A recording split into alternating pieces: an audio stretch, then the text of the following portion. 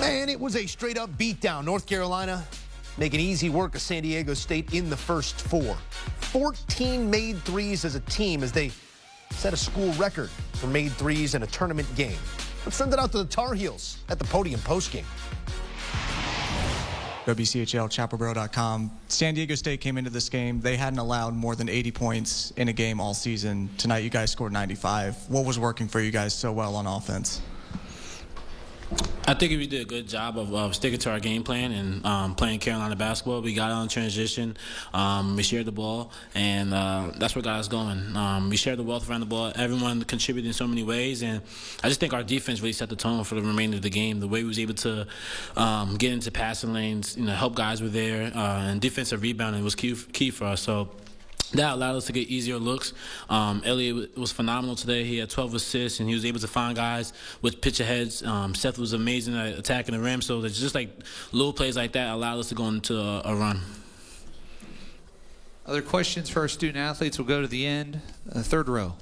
Marcus Hartman, Dayton Daily News. What did you guys think of the crowd and the atmosphere here tonight? It looked like you had some friendly faces out there. How did that help you? The atmosphere was amazing. North Carolina, the fan base, the family, they always come through no matter where we go. So we kind of know when it comes to March, we feel like we always have a home court advantage no matter where we're at. So, I mean, they're amazing. They're always our sixth man. They give us the extra boost. So we'll need the same thing in Milwaukee from them. Let's go to the fourth row on the aisle. Michael Presti, NCAA.com.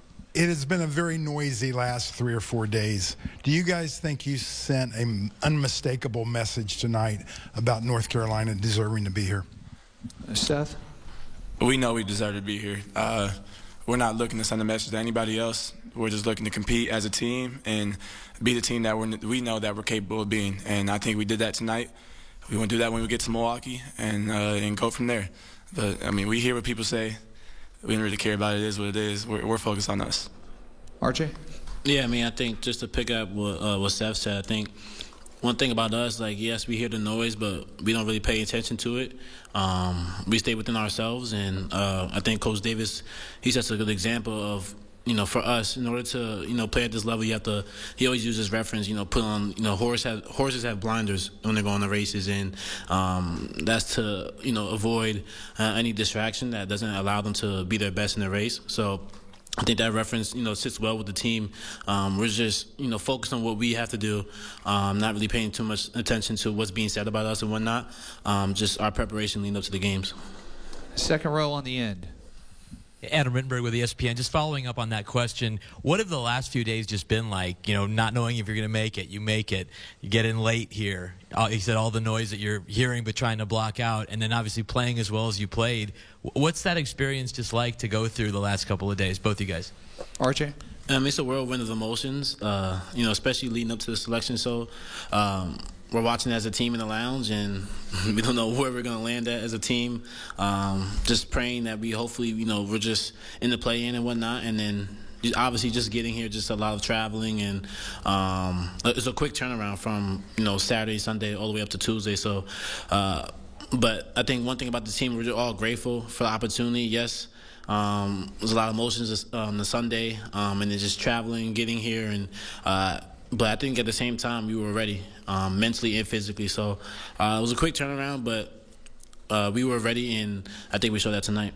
Seth? Kind of going off what RJ said, just a lot of anticipation, especially from, Friday night after Duke to Sunday around 6 o'clock.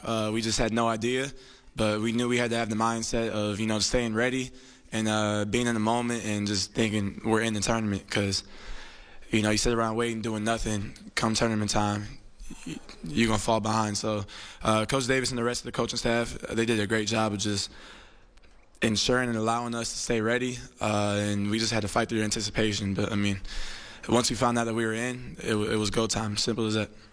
Let's go to the back row. Mark Ziegler, San Diego Union Tribune. San Diego State ranked #1 in the nation in defensive field goal percentage, 37.8% coming in the game, and 13th overall in Ken Pom defense efficiency. Were you surprised they did not put up more resistance tonight against you? Yeah. Let's go this way. We know who we are on the offensive end. We know what we're capable of. This doesn't surprise me. What we did tonight. This is what I expect every single night. So. One more question for our student athletes. No? Seth, RJ, congratulations. Best of luck. And safe travels to Milwaukee. It was fun watching you tonight. Thank you, sir. Good luck, man. Good luck. All right, now we'll open up the floor for head coach and Hubert Davis. Let's go to the front row in the middle. Yeah, okay. Hey, Hubert. Caroline with the Daily Tar Heel. I just want you to take me through what the very brief practices you've been able to have with the team. What was just your advice to them, and what were the things you really wanted to hammer down before playing today? Yeah, I mean, we did have, we practiced on Sunday, and then we got here. We were supposed to have a earlier practice before we came for the open practice here, and because of flight delays, this was the only practice that we had. But it was a really good 40-minute practice. And look, we've had 98 practices and 35 games. We knew what we needed to do. We knew what we were up against San Diego State, and what an outstanding team, defensive team that they were, and just the type of competitive fight that we needed to bring tonight. Let's go across the aisle, second row. Hubert, Michael Coe, WCHL, chaparral.com. You mentioned last week about how proud you were of your team, dealing with all the questions about if they will make the NCAA tournament throughout the past month and a half or so. Now that those questions are out the window and you guys are in, do you feel like you guys have played looser, free of that weight tonight? No, I don't think it was a weight on us to try to get into the NCAA tournament. My communication with them is to always focus on us. It's not the noise on the outside in terms of comments and critics, and focusing on our preparation, our practice, and our play. And I consistently send that message in a number of different ways, because that's the only thing that we have control over. And so why waste time doing anything else? And this group has been one of the best at staying connected and staying the course through windy and turbulent times, and also, clear sky days as well. And it doesn't surprise me that they played one of their better games today. It's been a real focused group, and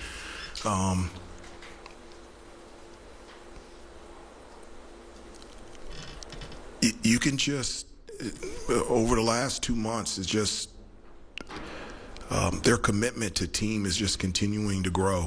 I talked earlier in the year about how quiet this team was, and the voices. The volume of the voices is exactly where it needs to be, whether it's in the huddle, on the bus, on the floor.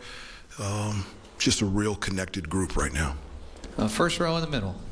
Hi, Hubert. Emma Moon with the Daily Tar Heel. I mean, just watching RJ for the last 5 years, what does it mean to see him perform like this tonight in his last run in the NCAA tournament? Yeah, it's not surprising, and it's also comforting as a head coach to have him out there on the floor. As a head coach, I don't know what it looks like to exist without him on the sideline and on the floor, and I don't want to think about it. And you think about not just his game, but his character, who he is, the type of person, the relationship that we have and developed over the years. And to see him just have an outstanding game tonight was really fun to watch. First row on the end. Adam Smith with Inside Carolina. Hey, Hubert. What's up, Adam? All right, so maybe the resume didn't have the quad 1 wins you wanted, but who doesn't want North Carolina in a tournament? Well, maybe Ole Miss, because that's the next matchup, and the Tar Heels look to be cooking with gas under Coach Davis. An 11 seed now, the round of 64. That's where they are headed, and they know how to make a run here with a larger seed next to the name. Back in 2022, that storied run to a national title game. Such magic lie ahead? Only one way to find out. Coming up, full highlights from a lopsided matchup in this first 4 tip. North Carolina, keep on dancing.